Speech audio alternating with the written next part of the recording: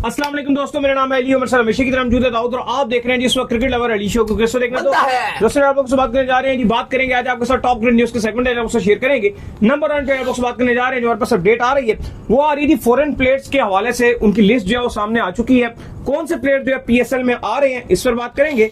बात करेंगे जी कि शान मसूद की टेस्ट से हो रही है छुट्टी, कौन बनेगा नया कप्तान वो आपको बताएंगे। बात करेंगे जी सरफराज के हवाले से कि नए रोल में सरफराज आपको दिखेंगे, क्या रोल होगा वो आप लोग शेयर करेंगे।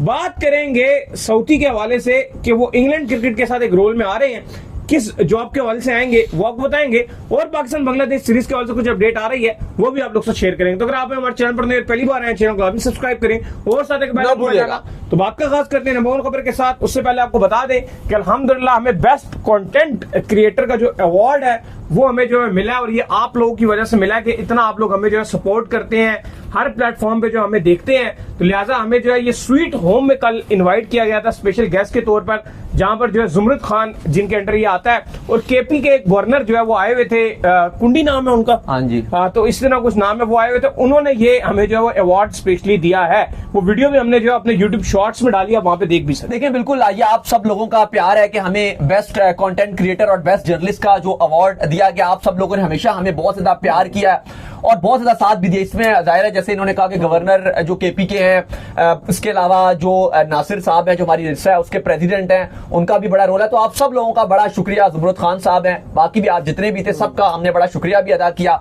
कि आप लोगों ने हमें रिकॉग्नाइज किया। और एक्चुअली आप लोगों की वजह से, क्योंकि आप लोग हमें प्यार करते हैं और ये जो अवार्ड मिला है ये हम, क्योंकि हमेशा हमारी कोशिश होती है कि हम सच का साथ दें, जो हमारा एक न्यूट्रल और अनबाइस ओपिनियन है वो आपके साथ शेयर करते हैं और आप उसको पसंद भी करते हैं, और ये आप लोगों की वजह से ही है। तो ये अवार्ड आप लोगों का ही है। बिल्कुल। खैर, इसके बाद जो अपडेट आ रही है हमारे पास, वो अपडेट आ रही है फॉरेन प्लेयर्स के हवाले से।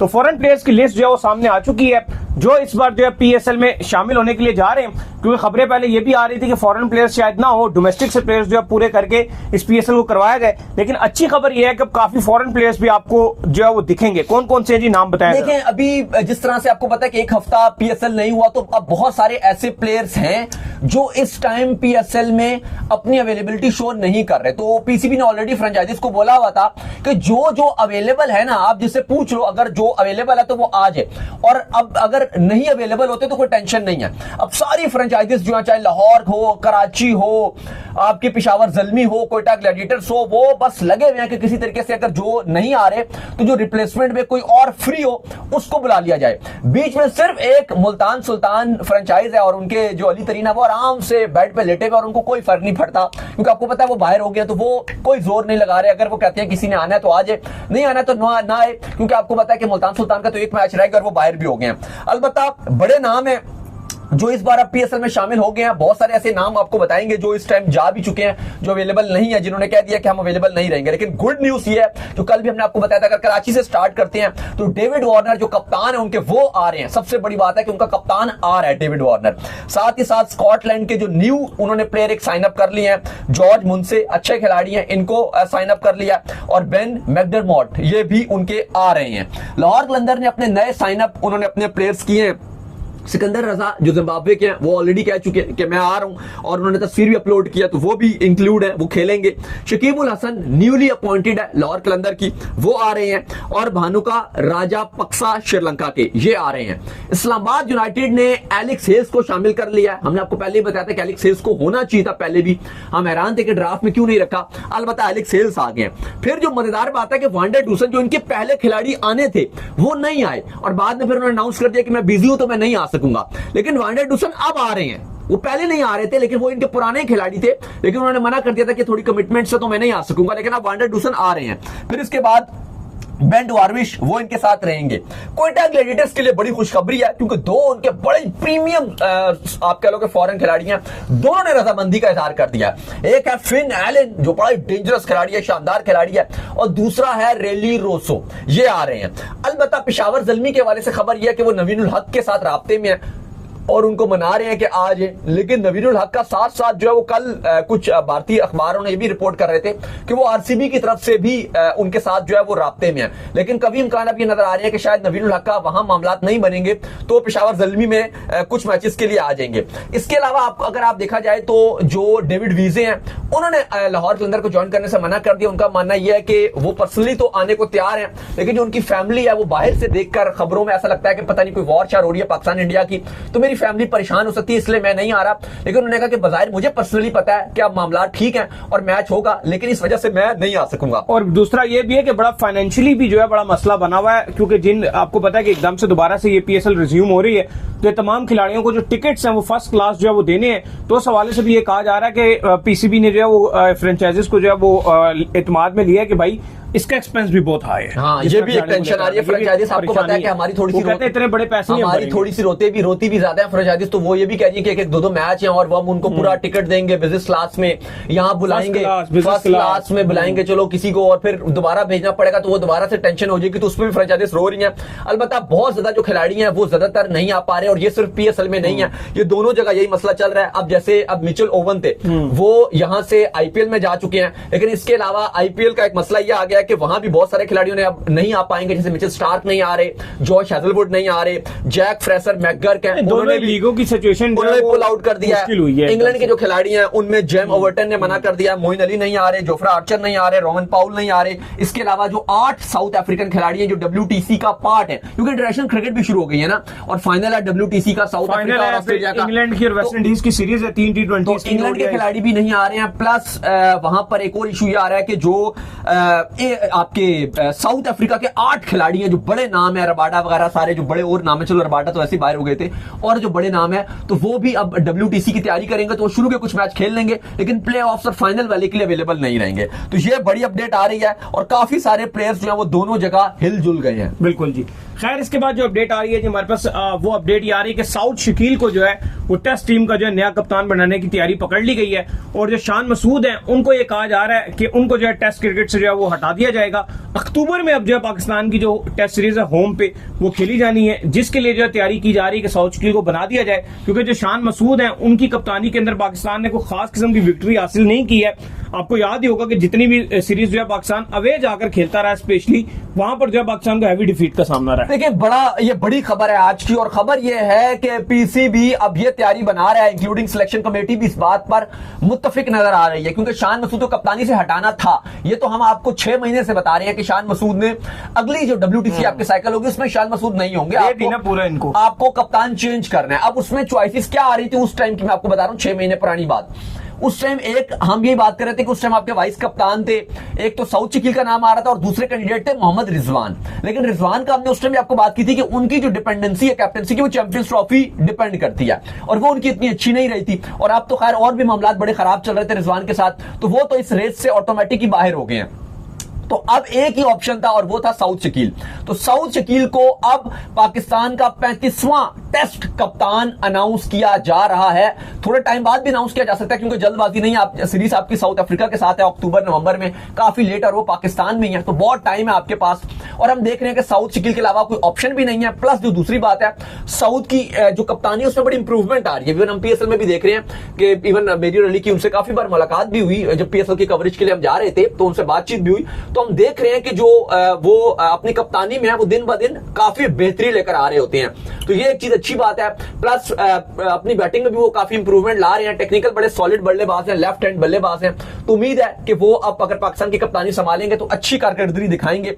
दूसरी तरफ आपको पता है कि अब पाकिस्तान ऑलमोस्ट अपने टेस्ट में बिल्कुल डिफरेंट तरीके से जा रहा है। मिसबाउल हक को पाकिस्तान अपना रेड बॉल का हेड कोच भी बनाने जा रहा है। माइक हैसन को तो T20 और ODI का कोच अनाउंस कर दिया गया, लेकिन मिसबाउल हक को अब रेड बॉल का हेड कोच भी अनाउंस किया जा रहा है। प्लस कप्तान भी डिफरेंट होगा।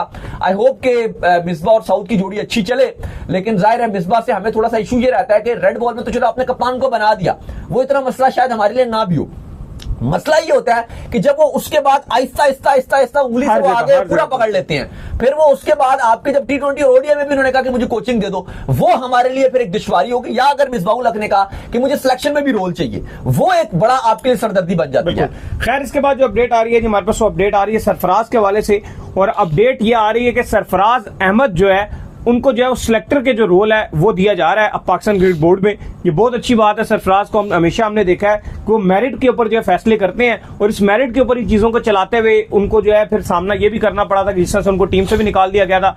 लेकिन चाहे जो भी कप्तान आया, जो भी गया, जो लीडरशिप सरफराज अहमद के अंडर थी, जिस तरह उन्होंने जो है पाकिस्तान को चैंपियन ट्रॉफी जितवाई, कोई नहीं कर सका भाई। देखिए बड़ी खबर है, और खबर बड़ी ये है कि सरफराज अहमद को हमने आपको पहले बताया था, अगर आप 2 दिन हमारा पिछले वाला शो देखो तो हमने कहा था कि मिसबाहुल हक और सरफराज अहमद को पीसीबी में कोई ना कोई रोल मिलने जा रहा है। बाकी सब जो वकार थे, मलिक थे, बाकी सबको सकलैन थे, उनको फारिग कर दिया गया। और हमने आपको पहले ही बता दिया था कि मिसबाहुल हक आपके कोच बनने जा रहे हैं और सरफराज को कोई रोल मिलेगा। तो अब सरफराज को जो आकिब जावेद थे, जिनको नेशनल हाई परफॉर्मेंस सेंटर में डायरेक्टर बना दिया गया, तो जो उनका स्लॉट था सिलेक्शन कमेटी का वो एम्प्टी था। तो उस सिलेक्शन कमेटी में अब सरफराज अहमद को शामिल करने का हतमी फैसला कर लिया गया। चेयरमैन मोहसिन नकवी मंजूरी देने जा रहे हैं और अब सरफराज अहमद पाकिस्तान के नए सिलेक्शन कमेटी का पार्ट होंगे। ये बहुत बड़ी खबर है और आई थिंक अच्छी खबर भी है, क्योंकि सरफराज एक अच्छे लीडर थे, एक अच्छे कप्तान थे, और अगर सरफराज अहमद पाकिस्तान की सिलेक्शन कमेटी में रहते हैं तो हम देखेंगे कि अच्छे वो प्लेयर्स और टैलेंटेड प्लेयर्स को वो मौका देते हैं। तो ये एक बड़ी अच्छी बात है, क्योंकि अभी भी जो आपकी स्टार्स की जो लॉट है ये सरफराज की कप्तानी में ही आई थी। तो ये एक अच्छी बात है, एक अच्छा फैसला है पाकिस्तान क्रिकेट बोर्ड का कि अगर सरफराज अहमद को लॉन्ग टर्म सिलेक्शन कमेटी में रखा जाता है और वो प्लेयर्स पिक करते हैं। याद रहे कि वो उनके साथ बाकी भी मेंबरान रहेंगे, जैसे आपके असद शफीक हैं, अलीम डार साहब हैं, अजहर अली साहब हैं, और उनके साथ जो है ये आपका सरफराज अहमद भी रहेंगे। खैर इसके बाद जो अपडेट आ रही है हमारे पास वो आ रही है साउथी के हवाले से, और अपडेट ये आ रही है कि साउथी जो है वो इंग्लैंड में एक कोचिंग रोल में आ रहे हैं। क्या रोल है जी वो? देखिए बिल्कुल आपको पता है कि इंग्लैंड आगे उसकी सीरीज भी और इंडिया वाली सीरीज भी उन्होंने शॉर्ट टर्म के लिए इंग्लैंड ने टिम साउदी को अपने साथ रख लिया है और स्पेशल कंसल्टेंट के रोल उनको दिए गए। और एक्चुअली जो ये उनको रोल दिया गया, ये ब्रेंडन मैकलम जो उनके ही कंट्री के टीम मेट थे, ये उनकी वजह से मिला है, क्योंकि आपको पता है जो कोच है रेड बॉल के वो ब्रेंडन मैकलम ही है। तो मैकलम ने रिक्वेस्ट की थी कि सऊदी को साथ रखा जाए और वो जो इंग्लिश बॉलर्स हैं उनके साथ स्विंग पे अच्छा काम करेंगे, इसलिए उनको रखा गया। खैर इसके बाद जो अपडेट आ रही है वो आ रही है पाकिस्तान और बांग्लादेश सीरीज को लेकर, और अपडेट ये आ रही है कि बांग्लादेश का जो बोर्ड है वो अपनी गवर्नमेंट से क्लियरेंस का वेट कर रहा है और पॉसिबल है कि आज उनको जो है वो क्लीन चिट दे दी जाए, जिसके चलते पाकिस्तान और बांग्लादेश की जो सीरीज है वो 27 से फिर स्टार्ट हो जाएगी। देखिए बांग्लादेश क्रिकेट बोर्ड का आज जो बयान आया थोड़ा सा वो बयान स्ट्रेंज भी था, क्योंकि अभी तक तो हमें ये लग रहा था कि चीजें बहुत स्मूथ है, बांग्लादेश अच्छा है। बांग्लादेश नहीं वो तो ऑब्वियसली अच्छा ही है, लेकिन हमें लग रहा था कि सीरीज पाकिस्तान बांग्लादेश की ऑन रहेगी। लेकिन जो आज स्टेटमेंट आया बांग्लादेश क्रिकेट बोर्ड का, उनका मानना यह था कि हमने ऑलरेडी गवर्नमेंट से सिग्नल मांगे हुए हैं और जब हमें गवर्नमेंट ग्रीन सिग्नल दे देगी, जिसके कभी इम्कान है कि वो दे देगी जैसे इन्होंने पहले बोला, तो उन्होंने कहा कि फिर हम जाएंगे अपने प्लेयर्स के पास। और ये भी उन्होंने उनकी सिलेक्शन कमेटी के जो हेड है उन्होंने कहा कि हमें ये बात पता है कि बहुत सारे ऐसे प्लेयर्स हो सकते हैं शायद वो पाकिस्तान जाना ना चाहें। अब ये आपको बात समझनी पड़ेगी कि बांग्लादेश क्रिकेट बोर्ड ने ऑलरेडी जो पाकिस्तान का दौरा है उसके लिए स्क्वाड पिक कर लिया है और बड़ा अच्छा आपका पीएसएल हो गया ना शुरू और उसके अंदर आपके फॉरेनर प्लेयर वापस आ गए, तो फिर बांग्लादेश के प्लेयर्स को क्या मसला होगा? नहीं मसला होना, आई होप के नहीं होगा, और एक आध प्लेयर खाली कुछ ऊंचा कर सकता है, वो एक इशू होता है कि जब आप सिक्योरिटी क्लियरेंस चाह रहे होते हैं तो जो आपकी एम्बेसी होती है जिस मुल्क में, उससे आप सिचुएशन का अंदाजा लगवाते हैं कि भाई आप बताएं वहां पर कैसा माहौल है, और सबको पता है गवर्नमेंट तो अलाउ कर रही है। ये तो खबरें आ रही हैं, बांग्लादेश की मीडिया से रिपोर्ट्स आ रही हैं कि जो उनकी गवर्नमेंट है वो ग्रीन सिग्नल दे रही है। लेकिन मैं आपसे बात कर रहा हूं कि जो उनकी सिलेक्शन कमेटी ने ये बोला है कि हम प्लेयर्स से दोबारा पूछेंगे उसके बाद कि अगर हमें लगेगा कोई प्लेयर नहीं जाना चाहेगा, उसको थोड़ा सा लगेगा कि यार, क्योंकि रिशाद हुसैन के जो स्टेटमेंट से बाद में उन्होंने आके माफी भी मांगी कि मुझे ऐसे नहीं बोलना चाहिए था, लेकिन जिस तरह के उनके स्टेटमेंट्स थे वो थोड़े अजीब थे। और शायद रिशाद हुसैन पीएसएल दोबारा ज्वाइन भी नहीं कर रहे, अभी तक उनका नाम नहीं आया रिशाद हुसैन का, लाहौर कलंदर ने अभी तक इंफॉर्मेशन नहीं दिया। अभी जो आपके नाम बताए उसमें शकीबुल हसन जरूर आ रहे हैं, लेकिन रिशाद हुसैन नहीं है, तो ये एक हो सकता है। लेकिन उसमें भी कोई इशू नहीं है क्योंकि गवर्नमेंट सिग्नल दे देगी, अगर एक आध खिलाड़ी नहीं भी आता स्टिल लितन दास की कप्तानी में टीम आएगी तो स्टिल अच्छा और स्क्वाड उनका स्ट्रांग है। बिल्कुल, तो उम्मीद करते हैं आज हमारा शो आपको पसंद आया। वीडियो को लाइक कीजिए, हमारे चैनल को सब्सक्राइब कीजिए, साथ में बेल आइकन को बजाइए। एक और काम कर लीजिए और वो ये कर लीजिए, आप इंस्टाग्राम के ऊपर जो वो जाइए और जाकर इंस्टाग्राम पे मुझे फॉलो कर लीजिए, वहां पे मैं मौजूद हूं दाऊद क्रिकेट के नेम से। अगर आपको कोई सवाल हो तो भेजिएगा और उनको भी फॉलो कीजिए। मुझे फॉलो कीजिए, हम जुद्द क्रिकेट लवर लीग ऑफिशियल के नाम से लिंक डिस्क्रिप्शन में मौजूद है, जाइए फॉलो कीजिए। आप सुनते हैं नेक्स्ट, ख्याल रखिएगा अपना।